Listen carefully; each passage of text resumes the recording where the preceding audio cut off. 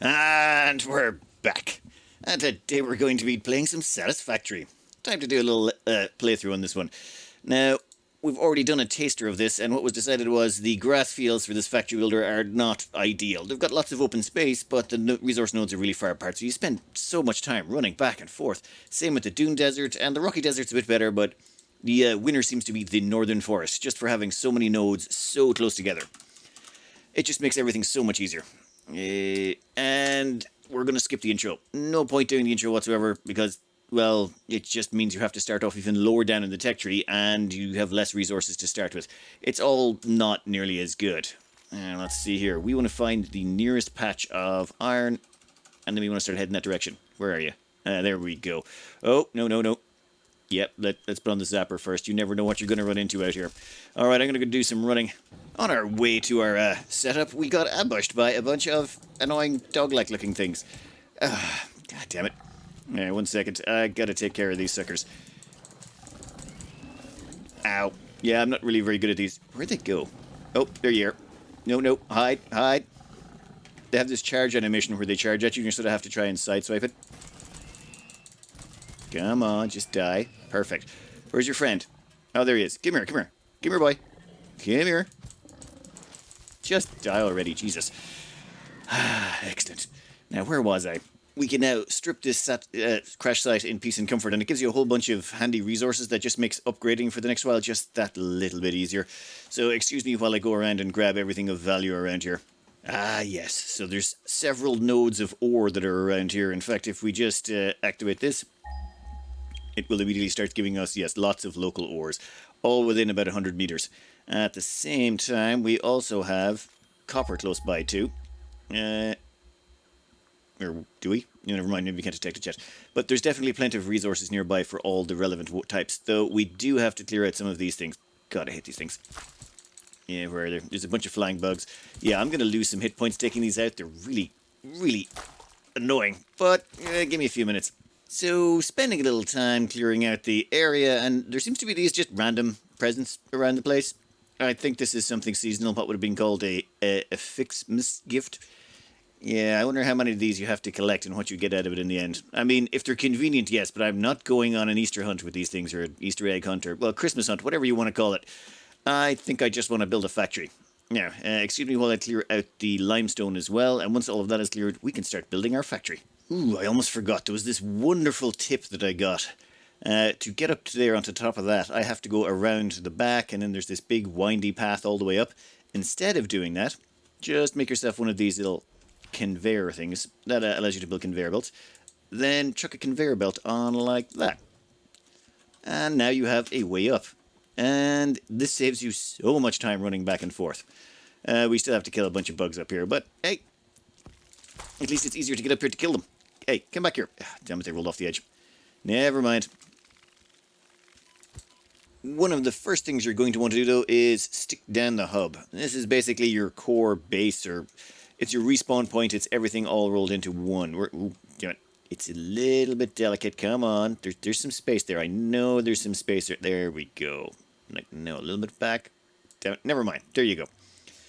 Okay, this will allow us to actually craft a few things and set up objectives. Now, I've plopped this down already just as an emergency test, and you can see that we've got foundations here as one of the options. And I think this is one of the first options you want to go for. That, and, oh, where is it?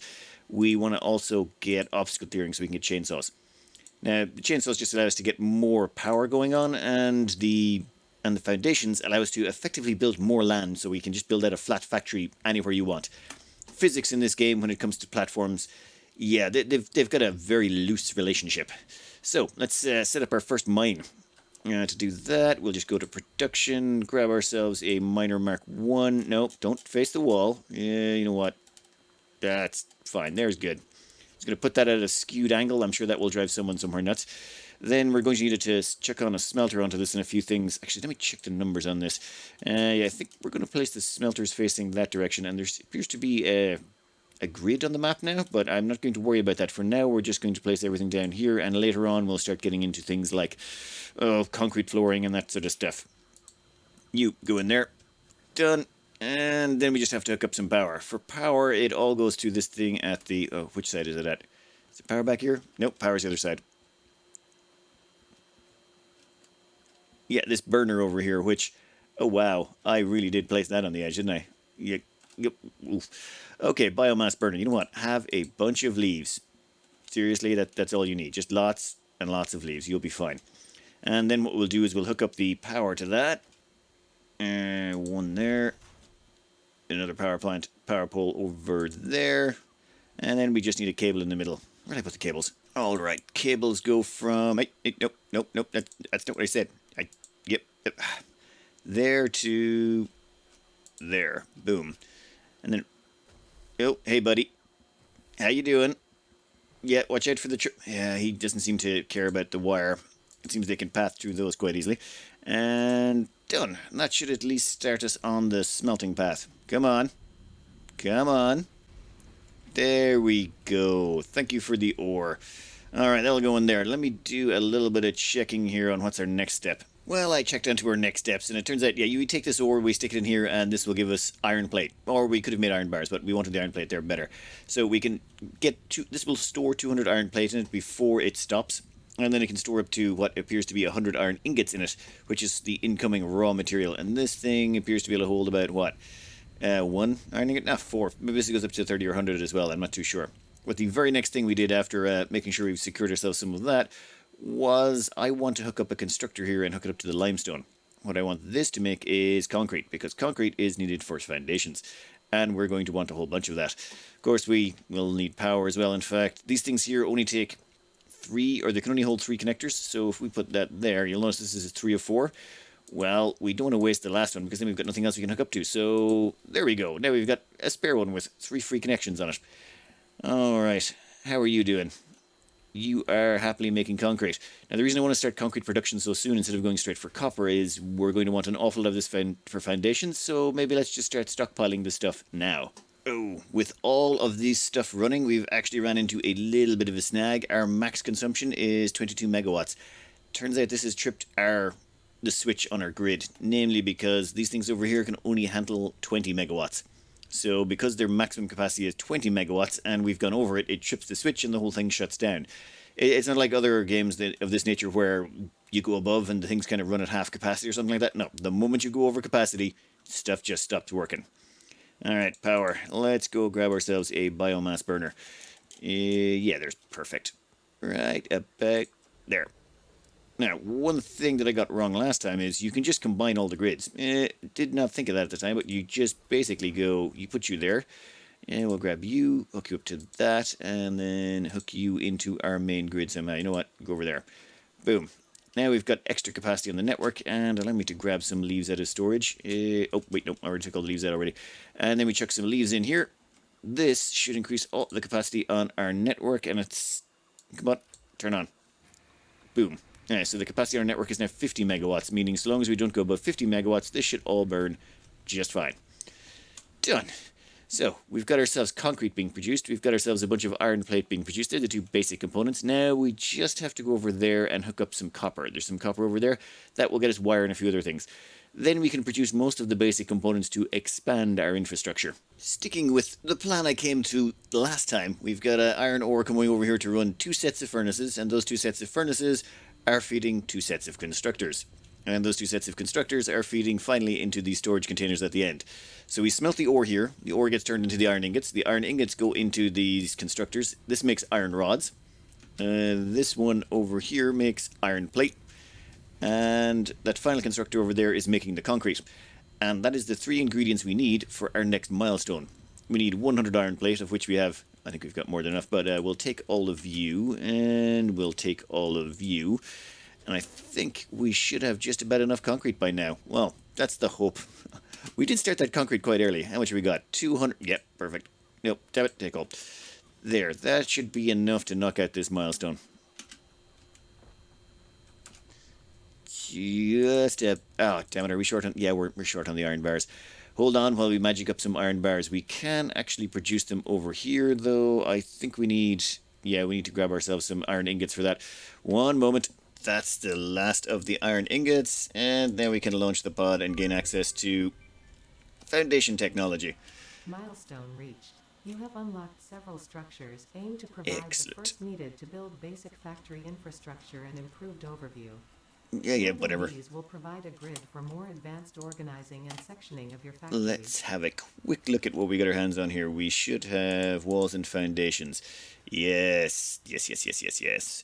Now what's the difference? This takes 5 concrete and 2 iron plate. In fact, all of these take the exact same amount of concrete and iron plate. So it doesn't really matter what you want to do with them. More matters the where you want to put them. So I was thinking we'd build our factory out here. There seems to be a lot of open space, and all we have to do is just build in some foundations. And let me think how we're going to want to configure this, because this will sort of be the template for our entire base going forward. I'm thinking something a little like that. As you'll notice, weight, anything to do with structural integrity, none of that seems to matter. The laws of physics here are more polite suggestions. You don't really have to care so much.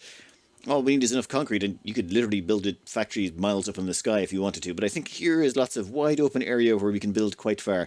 We're going to have a problem when we start running into those mountains over there, but I think we can hang a left and go that direction if we really need to. Wait, our power grid shut down. God damn it.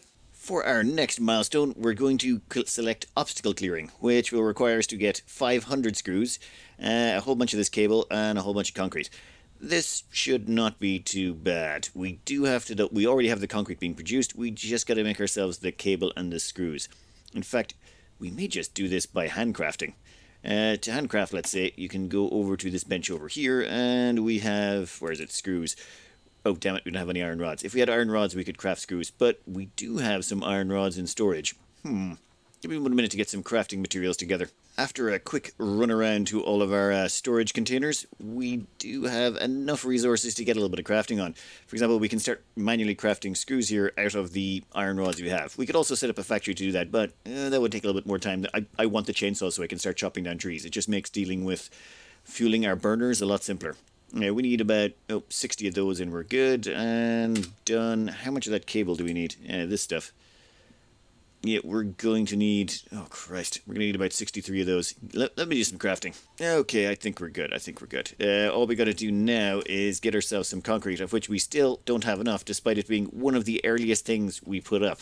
You run through concrete pretty fast in this. I think I'm going to have to put in a second concrete factory soon, like really soon. Yeah, we need 40 concrete. I think second concrete factory is going to be the first... Yeah, let's do that now while we're waiting for this concrete to build up. It turns out the nearest limestone was actually a couple hundred meters away on the opposite side of a cliff face. So just using a little bit of belt spaghetti here, we have this transport belt go all the way up here, at which point it magically passes through the ground. Oh, here's the power pole that's feeding power to this. And then it pops out of the ground over here. Don't ask me how. It's magic, okay? And there is one of those little pet things running around with a Rudolph red nose. Then it goes to the ground again for a little bit, pops out the other side, and then comes down towards our base. So this is our base over here, and we're just going to chuck that into a second constructor to make more concrete, because more concrete is better. We're going to need a lot of concrete. Yeah, let's go finish out this little... Was it? Yeah, whatever, course obstacle. Done. Boom, that gets us chainsaws.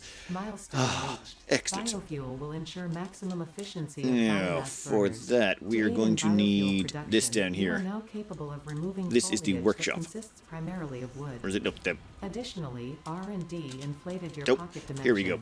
This allows us to produce the Xenozapper, portable miners, and of course, the chainsaw. Ah, damn it, I don't have the components. Alright, parts acquired.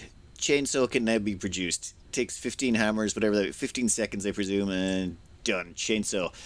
Excellent. Now, on the side there I went over and I did a tiny little bit of crafting over here where we got some leaves and turned them into, was it biomass? And then we took the biomass and we turned it into solid biofuel.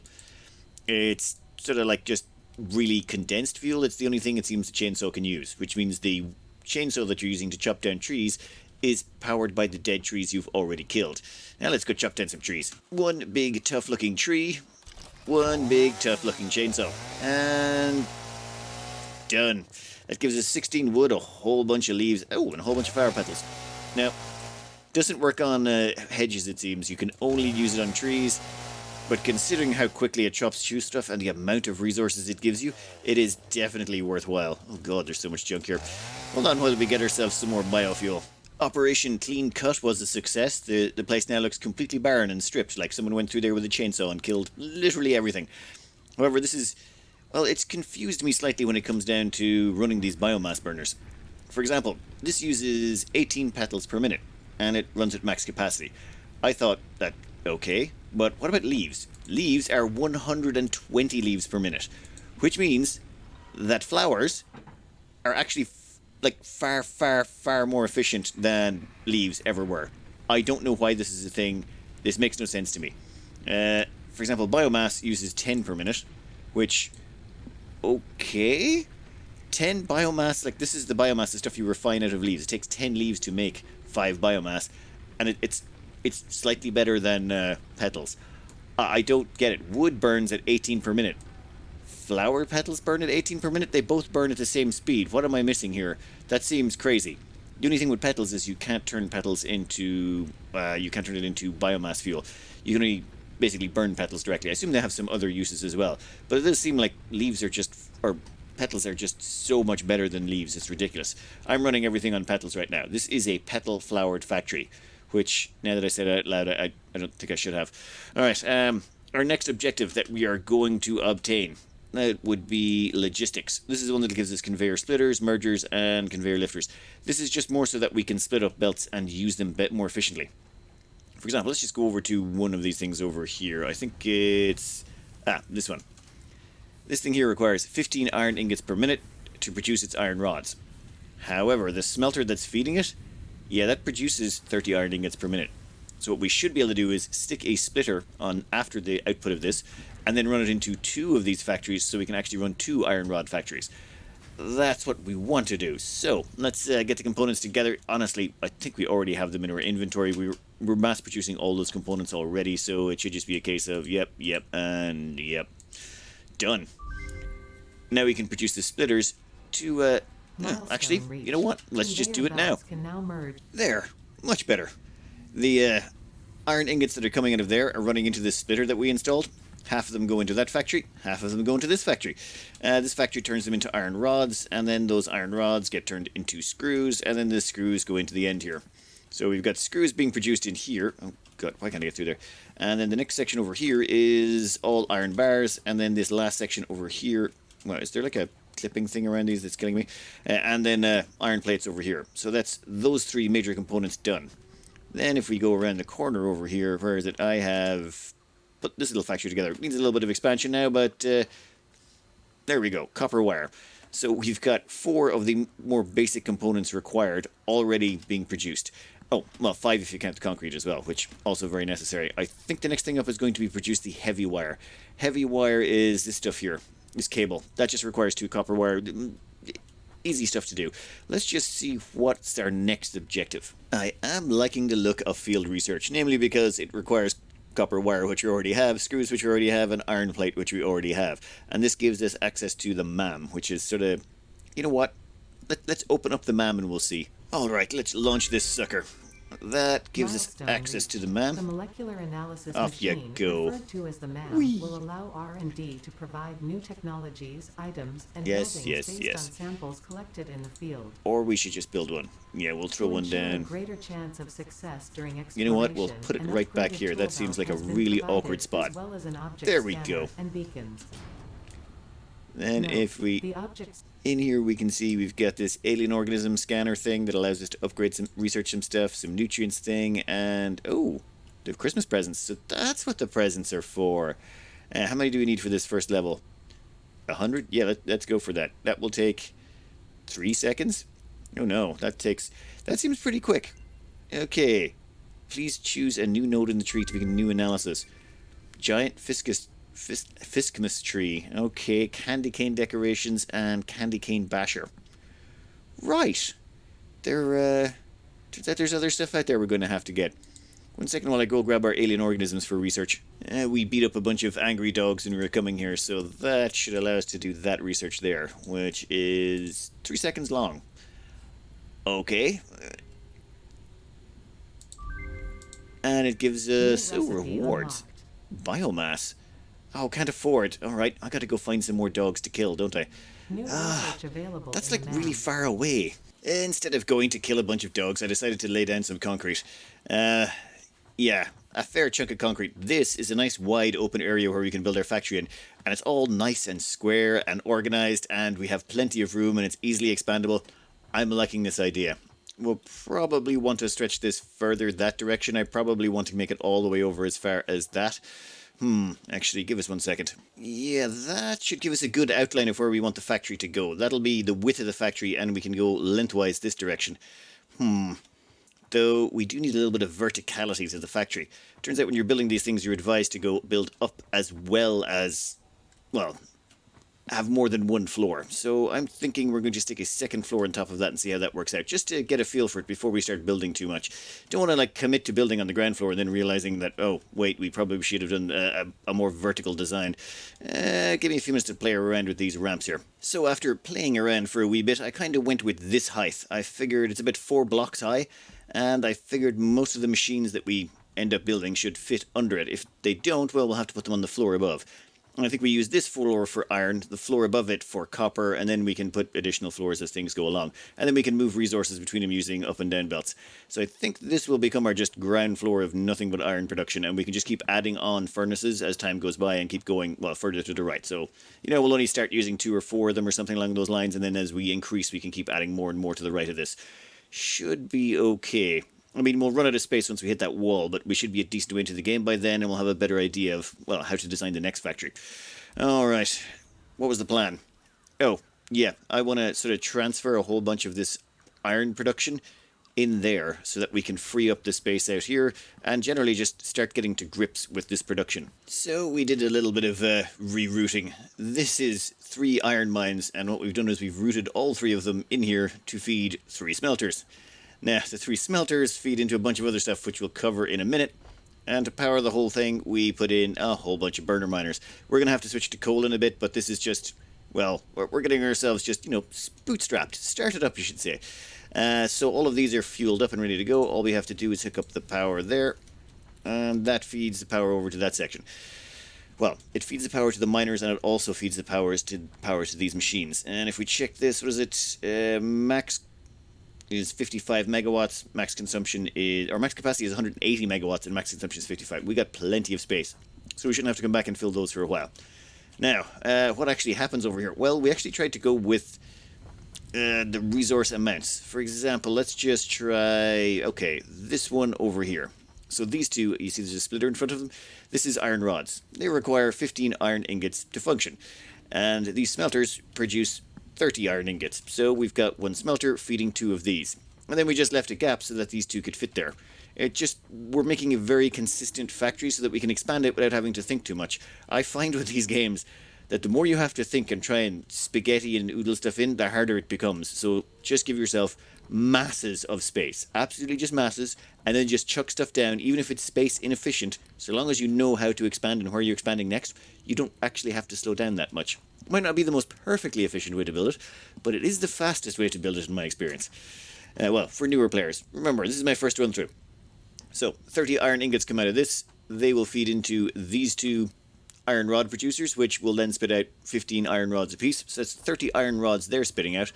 And then, well, alright, so these things over here produce screws, and they need 10 iron rods. So we need to run 3 of these being fed by 2 of those. So all we've done is they both feed into splitters. So this one splits here. Some of it goes that direction. The rest goes into the middle. And some of it goes that direction, and the rest gets fed into the middle. And that should, in theory, use all the resources evenly.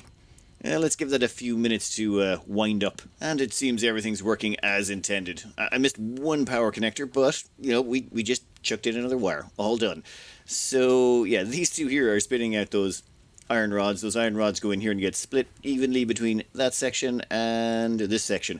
This means this is going to be getting double fed. They're going to be getting 7.5 bars apiece. This one's going to be getting about 15 bars. But eventually this will back up. We're already up to 80 something rods. So once this backs up, the overflow will spill into the other machines and even it out. And there we go. A nice little factory that should hopefully be expandable. I'm pretty sure I'll be ripping this all up again at some point to replace it with something different or to upgrade it, or yeah, there's all sorts of boosters and things you can get, but for now we've got ourselves a nice wide open factory floor to play around in. Though we do have to move over copper production. I think we'll stick copper production on the second floor. After a little bit of work, we've got our copper setup up and running. We had to bring the copper all the way from over there, really, really far away. But we ran a transport belt. Whatever, it'll take a while to get here, but once it goes in, it feeds into this, gets smelted. Yeah, we definitely set that up.